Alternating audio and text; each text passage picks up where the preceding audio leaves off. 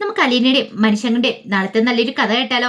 അതിനു മുമ്പ് ഒരു കാര്യം പറഞ്ഞോട്ടെ, വീഡിയോ ഇഷ്ടപ്പെടുവാണെങ്കിൽ നിങ്ങൾ ഒന്ന് ഹൈപ്പ് ചെയ്യാൻ മറക്കരുത് കേട്ടോ. അങ്ങനെ നമ്മൾ കാണുന്ന ഒടുവില് ബബിത ആകെപ്പാടെ ടെൻഷനിലായി. മണിശങ്കർ വന്ന് പറഞ്ഞിട്ട് പോയ കാര്യങ്ങളൊക്കെ ഓർത്തിട്ട്, ദൈവമേ, ഹരിയുടെ കൂട്ടുകാരന്റെ ഫോണിനകത്ത് തന്റെ വീഡിയോസ് ഉണ്ടോ? അതെങ്ങാനും സ്പ്രെഡ് ആയിട്ടുണ്ടെങ്കിൽ എന്തായിരിക്കും തന്റെ അവസ്ഥ? കോളേജിലേക്ക് പോകാൻ പറ്റില്ല, അത് മാത്രമല്ല ഈ വീട്ടിൽ തനിക്ക് പിന്നെ നിൽക്കാൻ പോലും പറ്റില്ല. അച്ഛൻ എന്ത് ചെയ്യുമെന്ന് പോലും പറയാൻ പറ്റില്ല. അതൊക്കെ ഓർത്ത് കഴിഞ്ഞപ്പോഴത്തേനും ബബിതയുടെ ഉള്ള നിയന്ത്രണം കൂടെ വിട്ടു.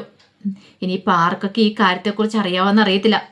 മനുവേണ്ണ ഈ കാര്യങ്ങൾ അറിഞ്ഞിട്ടുണ്ട്, അപ്പൊ പിന്നെ വേറെ പലർക്കും അറിയായിരിക്കും എന്നൊരു ചിന്ത ബബിതയുടെ മനസ്സിനെ വല്ലാതെ അലട്ടുവാണ്. ഈ സമയത്ത് മനുശങ്കർ ബബിതയെ കണ്ട് താഴേക്ക് ഇറങ്ങി വരുമ്പോഴത്തേനും അലീന ചോദിച്ചു, അല്ല അവളെന്ത് പറഞ്ഞു? അവളോട് ഞാൻ സംസാരിച്ചിട്ടുണ്ട്. അവളിപ്പോഴും ഏതോ വിളിക്കുന്ന രീതിയില്ല, ബൈജാൻ്റെ കൂടെ നിൽക്കോളെന്നും പറഞ്ഞുകൊണ്ട്. അത് കേട്ടപ്പോൾ അലീന പറഞ്ഞിട്ട് കാര്യമില്ല, അവളുടെ സ്വഭാവം ഇനി മാറുമെന്ന് എനിക്ക് തോന്നുന്നില്ല എന്ന് പറഞ്ഞു. ഇത് കേട്ടോണ്ടാണ് കൃഷ്ണ അങ്ങോട്ടേക്ക് വരുന്നത്. കൃഷ്ണ വന്നിട്ട് പറഞ്ഞു, അത് പറഞ്ഞിട്ട് കാര്യമുണ്ടോ അലീന ചേച്ചി? ഇപ്പൊ തന്നെ കണ്ടില്ലേ, രോഹിത്തേടൻ ജയിലില്, അമ്മ ഹോസ്പിറ്റലില്, ബബിതേച്ചി ഇത് എന്ത് കണ്ടിട്ട് അഹങ്കരിക്കുന്നേ? അപ്പോഴേക്കും മനു പറഞ്ഞു, അല്ലെങ്കിൽ തന്നെ ആൻറ്റി ആണെങ്കിലോ ഡിവോഴ്സ് കേസിന്റെ കാര്യങ്ങളെല്ലാം റെഡിയാക്കി വെച്ചിരിക്കുക, എത്രയും പെട്ടെന്ന് ഡിവോഴ്സ് വേണമെന്നും പറഞ്ഞുകൊണ്ട്. കൃഷ്ണമോള് പറഞ്ഞു, അതിനെ നമുക്ക് തടയാൻ പറ്റില്ലെന്ന് ചോദിച്ചു. അങ്ങനെ തടയാൻ പറ്റണമെങ്കിൽ നിങ്ങൾ മക്കളെല്ലാവരും നിങ്ങളുടെ അച്ഛനോടൊപ്പം നിൽക്കണം. അച്ഛനോടൊപ്പം നിന്നെങ്കിൽ മാത്രമേ തടയാൻ പറ്റുള്ളൂ, അല്ലെങ്കിൽ ഒരു കാരണവശാലും തടയാൻ പറ്റില്ലത്. അതേസമയം അലീന പറഞ്ഞു, നമ്മൾ എത്ര പറഞ്ഞാലും ഇനി അമ്മയ്ക്കൊരു മാറ്റം ഉണ്ടാവും എനിക്ക് തോന്നില്ല മനുവേട്ടാന്ന് പറഞ്ഞു. അത് കേട്ടപ്പോൾ മനുശങ്കർ, അങ്ങനെയാണെങ്കിൽ ആൻറ്റിയുടെ ഇഷ്ടം എന്താന്ന് വെച്ചാൽ ചെയ്യട്ടെ, നമുക്ക് പറയാനല്ലേ പറ്റുള്ളൂ. ഇപ്പൊ തന്നെ രോഹിത്തിന് ഇങ്ങനെയൊക്കെ ഒരവസ്ഥ ഉണ്ടായിട്ടുണ്ടെങ്കിൽ അതിന് മുഖ്യ പങ്ക് വെച്ചിരിക്കുന്നു ആൻറ്റിയാണ്. എൻ്റെ വീട്ടിലുണ്ട്, എൻ്റെ അമ്മയുടെ സ്വഭാവം അറിയാലോ. അമ്മയാണ് ഹരിയെ അങ്ങനെ വഷളാക്കി വിട്ടത്, അതുകൊണ്ടാണ് അവിടെ അങ്ങനെ ഒരു ദുരന്തം സംഭവിച്ചത്. അതുപോലെ തന്നെയാണ് ഇവിടെ. പറഞ്ഞിട്ട് കാര്യമൊന്നുമില്ല, വരാനുള്ളത് വരുമല്ലോ, പിന്നെ അനുഭവിക്കേണ്ട മറ്റുള്ളവരാണല്ലോ, അവർക്ക് പ്രശ്നമൊന്നും ഇല്ലല്ലോ എന്ന് പറഞ്ഞു. പിന്നീട് മനുശങ്കർ ഇറങ്ങാനായിട്ട് തുടങ്ങണം. എനിക്ക് നല്ല വിഷമമുണ്ടായിരുന്നു മനുവിൻ്റെ കാര്യത്തിലാണെങ്കിലും കൃഷ്ണമോളുടെ എല്ലാവരും കാര്യത്തിൽ. കാരണം എല്ലാവരും ജോലി സ്ഥലത്ത് പോയി ജോലിയൊക്കെ ചെയ്യുന്നതല്ലേ, അവർക്ക് അവരുടേതായ ബുദ്ധിമുട്ടും കാര്യങ്ങളൊക്കെ ഉണ്ടാവും. ഇനിയിപ്പോൾ കൃഷ്ണമോളുടെ പഠിപ്പും കാര്യങ്ങളൊക്കെ കൃഷ്ണമോളോട് അലീനെ പറഞ്ഞ, ഞാൻ കൂടെ സ്കൂളിൽ വരാം നിന്നെ കൊണ്ടയാക്കാന്നൊക്കെ. പക്ഷേ കൃഷ്ണമോൾക്കൊരു പേടിയുണ്ട്, ക്ലാസ് ചെന്നുമ്പോൾ എങ്ങനെയാവുമെന്നൊക്കെ. അലീനയും കൂടെ വരുവാണെങ്കിൽ കുറച്ച് ധൈര്യവും കാര്യങ്ങളൊക്കെ കൃഷ്ണമോൾക്കുണ്ട്. ബബിതയ്ക്കാണെങ്കിലോ ഇവിടെ നിന്ന് പഠിക്കണം തന്നെ ഇല്ല, ആ കോളേജിലേക്ക് പോകാൻ തോന്നുന്നില്ല. കാരണം ഇനി പോയിട്ടുണ്ട് കൂട്ടുകാരൊക്കെ കളിയാക്കും, അവൾ അതിനേക്കാളും വലിയൊരു കാര്യം ചെയ്തിട്ടാണ് ഇരിക്കുന്നതെന്നുള്ള ഒരു ചിന്താഗതി അവൾക്കില്ല. അവൾ ചെയ്ത തെറ്റ് അതിനേക്കാളും വലുതാണ്. കാരണം അവൾ ഇതുപോലെ തെറ്റ് ചെയ്ത് വെച്ചിട്ടുണ്ട്. അത് പക്ഷേങ്കിൽ ആരും കണ്ടിട്ടില്ല. ആരെങ്കിലും കണ്ടിട്ടുണ്ടെങ്കിൽ അവളുടെ കാര്യത്തിന് ഒരു തീരുമാനമോ, പിന്നെ അവൾക്കും ആ കോളേജിലേക്കൊന്നും പോകാൻ പോലും പറ്റില്ല. പക്ഷെ അവളത് പിന്നെ പുറമെ കാണിക്കുന്നില്ല മാത്രം. പുറമെ നല്ല പിള്ള ചമഞ്ഞ് അവൾ നടക്കുകയാണ്. തൻ്റെ ഈ കാര്യത്തെക്കുറിച്ചൊക്കെ ആർക്കും അറിയത്തില്ലെന്നുള്ള ചിന്താഗതിയായിരുന്നു അവൾക്ക്. ഇതേ സമയത്ത് സെല്ലിനുള്ളിൽ രോഹിത് ആകെപ്പാടെ തളർന്നിരിക്കുക. അപ്പോഴേക്കും ഹരി ചോദിച്ചു, ഇതെന്താടാ നീ എന്തിനാണ് എത്ര ടെൻഷൻ അടിക്കണമെന്ന് ചോദിച്ചു. രോഹിത് പറഞ്ഞു, എനിക്കിപ്പോൾ ജീവിക്കണമെന്നില്ല ഹരി, എനിക്ക് വല്ലാത്തൊരു ബുദ്ധിമുട്ടാന്ന് പറഞ്ഞു. അത് കേട്ടപ്പോൾ നരം പറഞ്ഞു, എടാ നീ ഇങ്ങനെ തളർന്നാലോ, എനിക്ക് എന്ത് ചെയ്യണമെന്ന് അറിയത്തില്ല, ഞാൻ ആകെപ്പാടെ പെട്ടുപോയൊരവസ്ഥയിലാന്ന് പറഞ്ഞു. അതും പറഞ്ഞുകൊണ്ട് രോഹിത് അങ്ങോട്ട് തളർന്നിരിക്കുകയാണ്. ആകെപ്പാടെ ക്ഷീണിതനായിട്ടുണ്ടായിരുന്നവന് വല്ലാത്ത ടെൻഷനും പാപഭാരവും അവൻ്റെ മനസ്സിലുണ്ടായിരുന്നു. തെറ്റൊന്നും ചെയ്തിട്ടില്ല, പക്ഷെ എന്നാലും പിടിക്കപ്പെട്ട് കഴിഞ്ഞപ്പോൾ എല്ലാവരും കൂടെ ഒരുമിച്ചല്ലേ വന്നിരിക്കുന്നത്.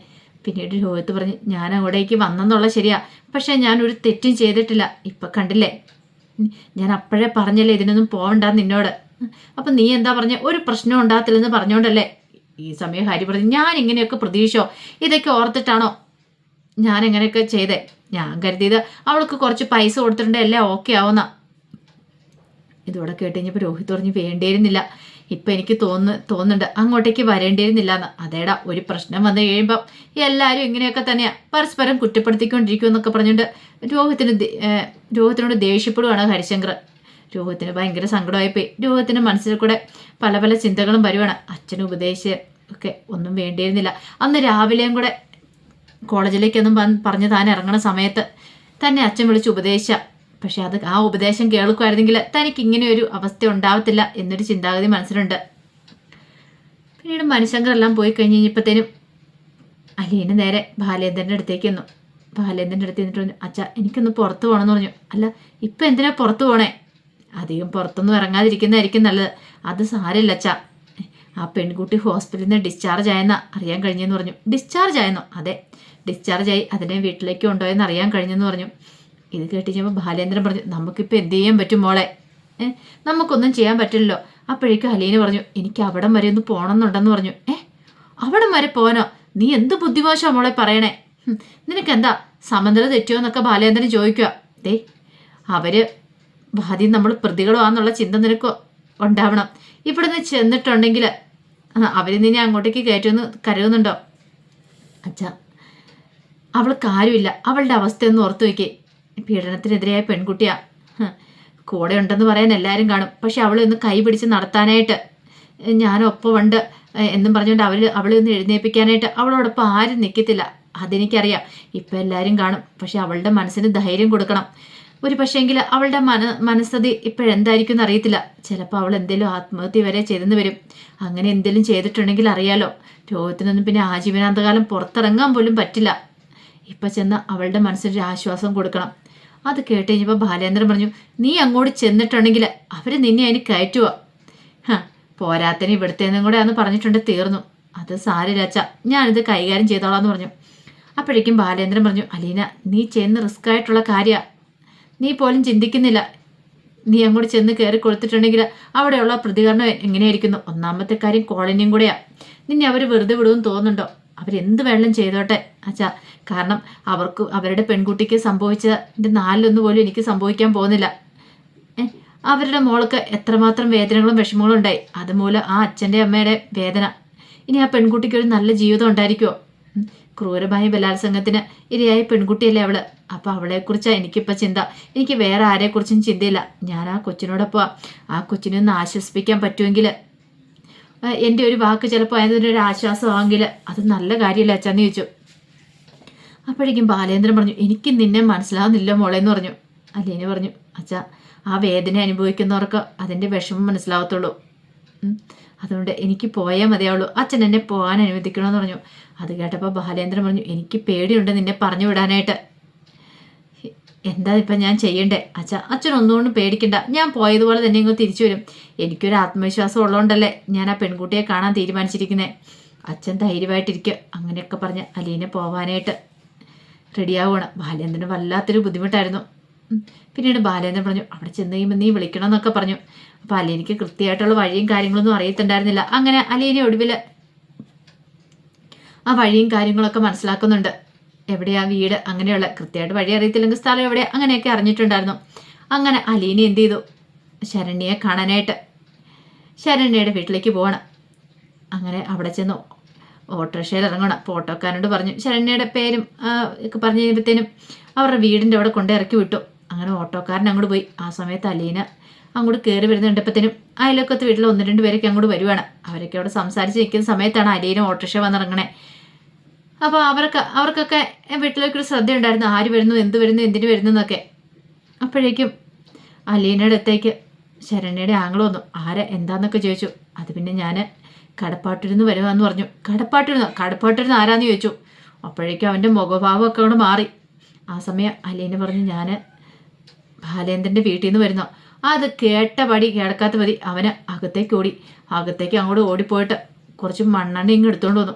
മണ്ണെണ്ണ എടുത്തുകൊണ്ട് വന്നിട്ട് അലീനയോട് പറഞ്ഞു, ഓഹോ, അപ്പം കോംപ്രമൈസിന് വന്നാണല്ലേ നിങ്ങൾ? വരുമെന്ന് എനിക്കറിയായിരുന്നു. നിങ്ങൾക്ക് വേണ്ടി ഞാൻ കാത്തിരിക്കുക. എൻ്റെ ചേച്ചിനെ ഈ അവസ്ഥയിലാക്കിയിട്ട് നിനക്ക് നാണമുണ്ടോ ഇങ്ങോട്ടേക്ക് വരാനെന്നൊക്കെ പറഞ്ഞു. എന്നിട്ട് അവൻ ആക്രോശിക്കുമ്പോഴത്തേനും അടുത്തുള്ള ആൾക്കാർക്ക് ഓടി വന്നു. പിന്നീട് എന്ത് ചെയ്തു, അലീനയുടെ തലവഴി മണ്ണെണ്ണ ഒഴിക്കണം. അവരെല്ലാവരും കൂടെ കൂടി ചേർന്നു. എല്ലാവരും കൂടെ ചേർന്നിട്ട് ഇവളെ അങ്ങനെ വെറുതെ വിടാൻ പാടില്ല. ഇവള് ഇത്ര ധൈര്യത്തോടെ ഇവിടെ വരണമെങ്കിൽ മിക്കവാറും പണം കൊടുത്ത് സെറ്റിൽ ചെയ്യാനായിരിക്കും. നിനക്കൊക്കെ നാണമില്ലേടി, ഒന്നുമില്ലേടി, നീ ഒരു പെണ്ണല്ലേടി എന്നൊക്കെ പറഞ്ഞുകൊണ്ട് എല്ലാവരും കൂടെ ചുറ്റും കൂടുകയാണ്. അലീനയ്ക്ക് തെല്ലും ഭയം തോന്നിയില്ല. എന്ത് വന്നാലും സ്വീകരിക്കാൻ തയ്യാറായിട്ടാണ് അലീന ഇരിക്കുന്നത്. അലീന ബാലേന്ദ്രനോട് പറഞ്ഞിട്ടുണ്ടായിരുന്നു, എന്ത് സംഭവിച്ചാലും എനിക്ക് പ്രശ്നമില്ലാന്ന്. ഈ സമയത്തും പുറത്തെ ഒച്ചപ്പാടും ബഹളവും എല്ലാം ശരണ്യ അകത്ത് കിടന്ന് കേൾക്കുന്നുണ്ടായിരുന്നു. കാരണം ആൾക്കാരൊക്കെ ആക്രോശിക്കുന്നതൊക്കെ ശരണ്യയ്ക്ക് മനസ്സിലായി. പുറത്തെന്തോ വലിയ ബഹളം നടക്കുക എന്നുള്ള കാര്യം. എന്താ ഏതാണെന്ന് ശരണ്യയ്ക്ക് മനസ്സിലായില്ല. ആ സമയത്ത് അലീനയോട് ശരണ്യയുടെ ആംഗ്ല പറഞ്ഞു, നിന്നെയും വെറുതെ വിടത്തില്ല, ജീവനോടെ വിടത്തില്ല, അവിടെ നിന്ന് ആരെങ്കിലും ഒരാൾ വന്ന് കിട്ടാൻ വേണ്ടി കാത്തിരിക്കുമായിരുന്നു എന്നൊക്കെ പറഞ്ഞുകൊണ്ട് അലീനെ കത്തിക്കാനായിട്ട് ഒരുങ്ങുവാണ്. അപ്പം അതിൻ്റെ വിശേഷങ്ങളൊക്കെ കാണുന്നത്. നാളത്തെ വിശേഷം വന്നു കഴിയുമ്പോൾ പറയാം ഇനി എന്തൊക്കെ സംഭവിക്കും എന്നുള്ള. എന്തൊക്കെ വന്നെന്ന് പറഞ്ഞാലും അലീനെ പതർത്തില്ല, അലീന സ്ട്രോങ് ആയിട്ട് നിൽക്കുക തന്നെ ചെയ്യും. അപ്പോൾ ആ വിശേഷങ്ങൾക്കായി നമുക്ക് എല്ലാവർക്കും കാത്തിരിക്കാം കേട്ടോ. ഒരിക്കൽ കൂടി എല്ലാവർക്കും ശുഭരാത്രി നേർന്നുകൊണ്ട് നിർത്തുന്നു. നന്ദി.